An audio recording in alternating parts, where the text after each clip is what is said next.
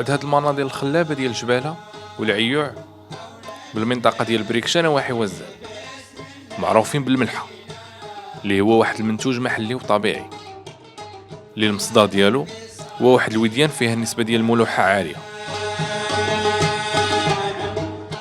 فاول مرحله تيجيو العيالات ديال دوار المنطقه اللي تيخدموا فيها.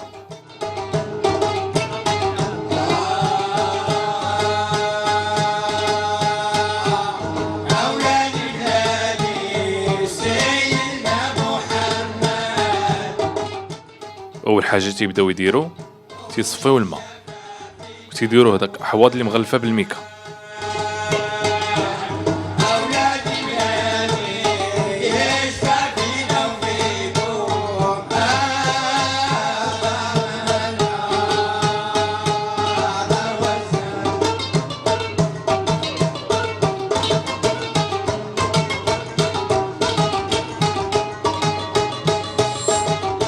بعد ما تيخليو الماء يتبخر مع الشمس تيحصلوا على داك المنتوج ديال الملحه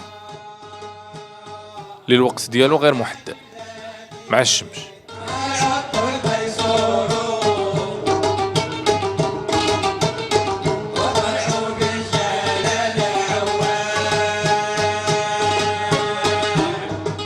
في الفتره اللي تيخدموا فيها تتكون اغلبيه ديال الصيف، واحد 3 شهور.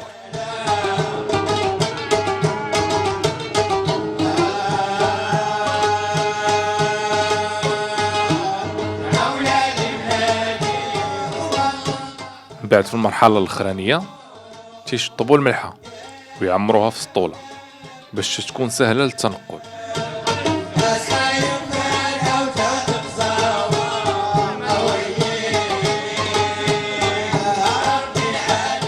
فهاد التعاونيه معروفه بالجوده ديالها عالميا ديال الملحه، وعيالات ديال الجباله معروفين حادقات ومن زمان تبارك الله. تحياتي.